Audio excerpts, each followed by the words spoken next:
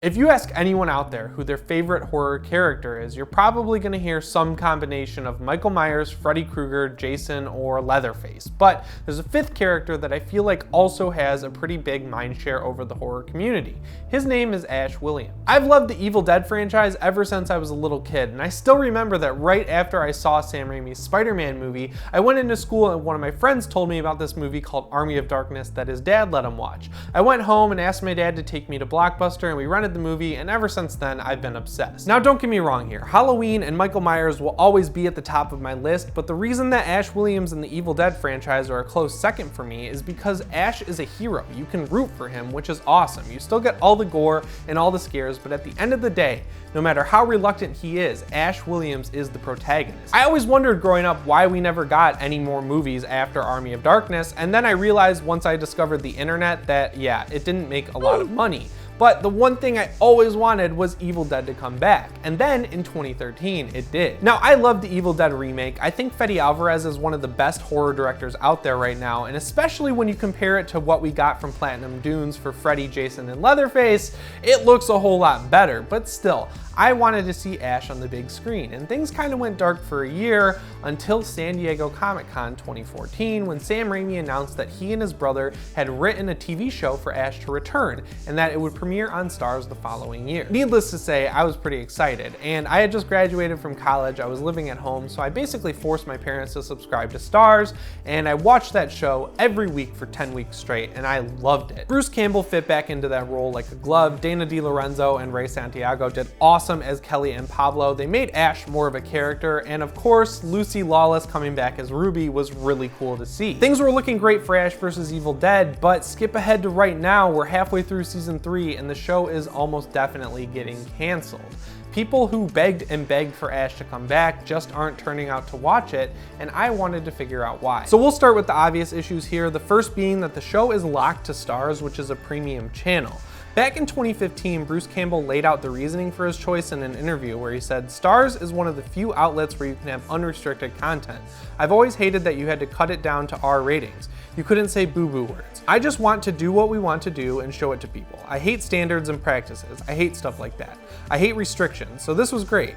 When Starz came along and they told us that we could do unrestricted content, I was like, where do we sign?" And while the word unrestricted is music to my ears, part of me has to wonder why the show wasn't shopped to a streaming service like Netflix, Amazon, or Hulu in the first place. Surely Raimi and Campbell would have had similar, if not the same amount of restrictions and budget constraints as they do on Starz. I mean, think about it. Between those three services, Shudder, HBO Go, and 5 million other premium channels, getting horror fans to sign up for Starz is a big ask. Of course, now you can add it to your Amazon Prime subscription, but still, getting people to sign up is tough when your only other worthwhile offerings are Outlander and American Gods, one of which is made for moms and the other is going through a showrunner nightmare right now.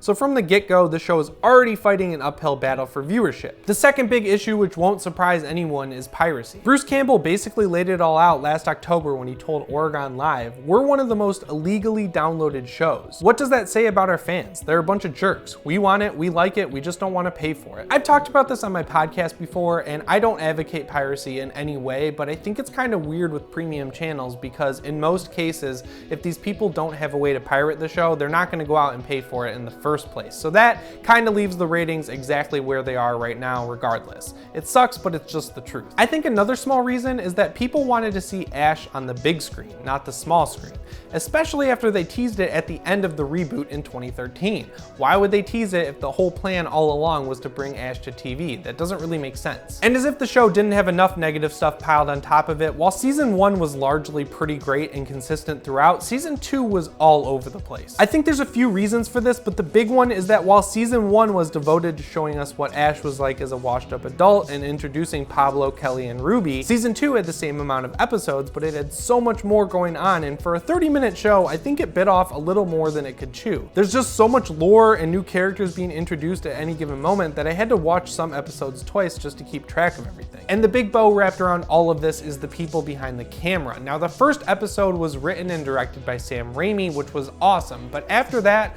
we got a bunch of Australian TV directors and the person who directed Silent Hill Revelation. That's not a really good group of people to have working on an Evil Dead TV show.